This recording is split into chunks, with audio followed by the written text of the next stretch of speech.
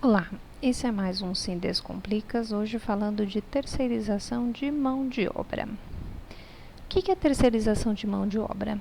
É a transferência de uma empresa para outra das suas atividades, seja elas atividades principais ou, por exemplo, que é bastante comum, da parte de limpeza, manutenção e segurança.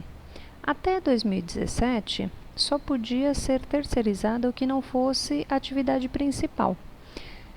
Mas com essas duas leis, a 13429 e a 13467, isso foi modificado e agora qualquer atividade pode ser terceirizada. Um exemplo para ficar mais claro essa questão da atividade principal. Se o McDonald's for terceirizar, ele pode terceirizar a fabricação do hambúrguer, que é a principal atividade ou mesmo o ponto de venda. Agora, se ele já podia, antes dessa nova lei, terceirizar, por exemplo, a limpeza. Então, ou seja, desde 2017 pode ser terceirizado qualquer tipo de atividade.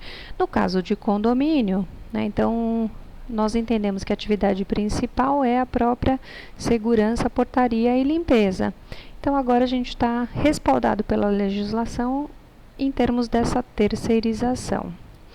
Existem alguns municípios ou sindicatos que proibiram a terceirização em condomínio, mas como tem leis federais maiores, é necessário pedir uma liminar para o juiz e esperar o judiciário decidir a respeito disto.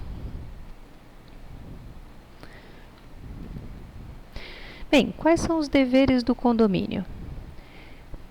A principal responsabilidade quando contrata uma terceirizada é a responsabilidade subsidiária. Isso significa que, se o prestador de serviço que terceirizou a mão de obra para você não pagar as obrigações trabalhistas e as contribuições previdenciárias, é dever do condomínio fazer essa quitação. E a organização também não é feita pelo condomínio, ou seja, a remuneração e dirigir o trabalho dos subcontratados ou dos empregados terceirizados é função da terceirizada, ou seja, o condomínio tem o dever de respeitar as ordens da terceirizada e não dar ordens diretas aos trabalhadores. Em compensação, o condomínio tem direito a ter o serviço prestado sempre, ou seja, faltou o funcionário terceirizado, ele tem direito a plantonistas estarem lá cobrindo essas faltas, férias, licenças e etc. E é direito do condomínio exigir essa documentação empresarial. E para isso é preciso que o contrato esteja muito bem escrito e com todas as cláusulas muito bem definidas. E é seu direito, pedir essa documentação, estar respaldado em relação a isso. Falando um pouquinho mais em termos de decisões judiciais, hoje a gente tem uma súmula 331 do TST, que é o Tribunal Superior do Trabalho, do qual, com essas mudanças da lei, perdeu um pouquinho a força, mas ainda há possibilidades de aplicação. Então, quais são os pontos que ainda são aplicáveis? O inciso 3 dessa súmula, ele diz que não há vínculo empregatício entre o tomador e o contratado, desde que haja inexistência da pessoalidade e a subordinação direta. Então, é importante que o condomínio não tenha aquele funcionário pessoal que trabalha há muito tempo lá e a subordinação direta, ou seja, que o síndico ou os condôminos dão ordens ao funcionário terceirizado. Comunicados ele pode até passar, porém, ordens só podem ser dadas pelo supervisor ou pelo dono da terceirizada. Bem, se não for quitadas as obrigações trabalhistas por parte da empresa terceirizada, é possível acionar a responsabilidade subsidiária desde que seja na relação processual, ou seja, num processo judicial. Mas não se preocupe que os advogados da parte vão chamar, às vezes, o condomínio e às vezes nem chamam a terceirizada. Tá? Então, não se preocupe que isso eles dão conta. Bem, em relação à responsabilidade subsidiária, aqui essa súmula define que não é só a dívida das obrigações trabalhistas e contribuições previdenciárias, também as decorrentes da condenação. Então, o advogado da parte, a perícia e tudo mais que compor o processo judicial. Então, antes de entrar no processo judicial, é necessário ter toda a documentação comprobatória dos pagamentos feitas pela terceirizada para os seus funcionários. Bem, que cuidados então que o síndico deve ter em termos de contratação de funcionários terceirizados? Então, primeiro, controlar os pontos, né, para saber se aquilo que está sendo efetivamente realizado com os funcionários é o que está vindo a ser pago nas faturas. Tem que controlar também a visita dos supervisores, para ver se eles estão cumprindo o contrato, e a periodicidade dessas visitas facilitam essa questão da não subordinação direta do síndico para com esses funcionários terceirizados. E é bom ter o controle de quais são os treinamentos que esses funcionários estão passando, no mínimo de forma anual. É possível o síndico exigir um seguro para a empresa terceirizada relacionada a acidentes de trabalho, e também para exigir os plantonistas, e que a empresa siga as normas de segurança e informe o síndico sobre a obrigatoriedade destas, porque o síndico não precisa necessariamente ter conhecimento em relação a todas essas normas, mas a empresa precisa se responsabilizar não só pelas normas, mas também pelo uso efetivo dos seus profissionais em relação, por exemplo, aos equipamentos de proteção individual. E vamos reforçar de novo esse ponto, que é o mais importante em relação a isso, é não dar ordens diretas aos funcionários terceirizados. Então, vamos dar um exemplo de ordem direta, né? Então, por exemplo, algum animal no condomínio não consegue identificar e deixa uma sujeira no corredor. Pode fazer o aviso ao funcionário da limpeza onde o que ocorreu. Agora, depois da ocorrência, o serviço não foi muito bem prestado, ou passou um outro produto, ou ficou molhado.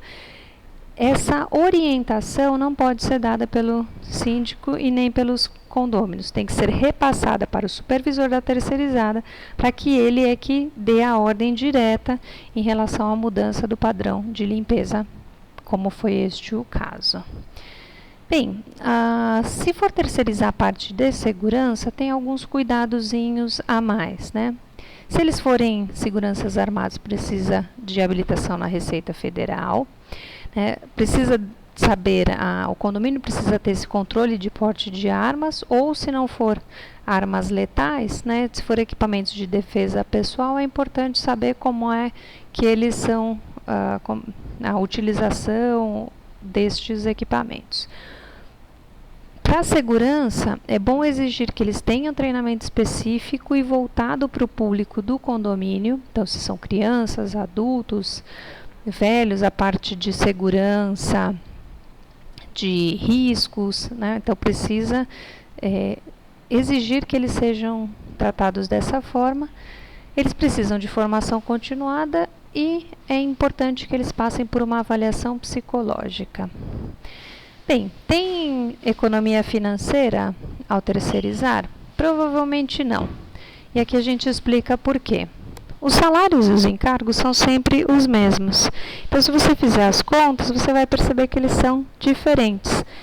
Não são muito diferentes, aliás, né? Então, se o preço, né, não está batendo, ou seja, está abaixo do que você está fazendo a conta do CLT e o terceirizado, dá uma desconfiada, porque pode ser alguma questão em relação a impostos, né?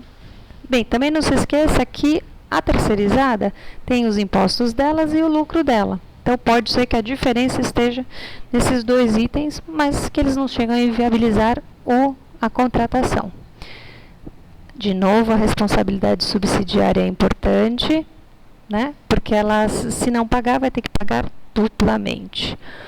E a escolha deve ser feita baseada mais na especialidade dos recursos, ou seja, se eles têm treinamento específico para limpeza, conservação e manutenção, ou mesmo de segurança, e independência em relação à pessoalidade dos funcionários.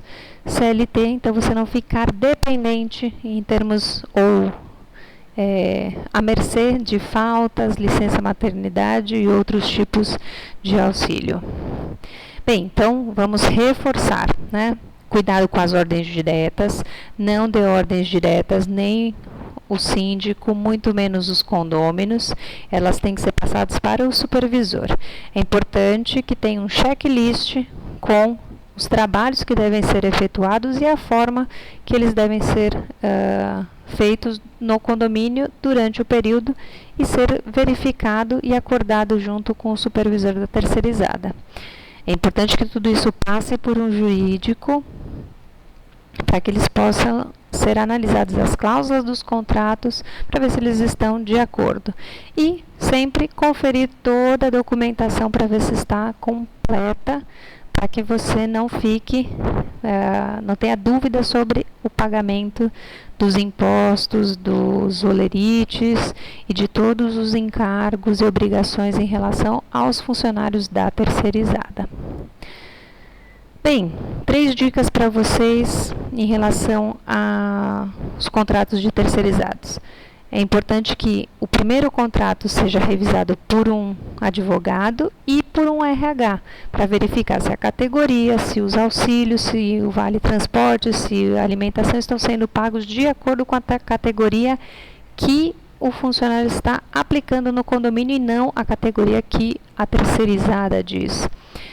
Assegurar o papel, então, qual a função do supervisor e a quantidade das visitas, que isso facilita em relação a não ter o perigo de dar ordens diretas aos terceirizados e sim ao supervisor. E o supervisor precisa passar no horário que o síndico esteja, porque senão também não resolve muito os problemas em relação a essas ordens diretas, né? E avaliar a solidez da empresa terceirizada, porque precisa saber se ela tem capital social, se ela tem financiamento, se ela tem possibilidades de assumir com as suas responsabilidades financeiras com os seus funcionários.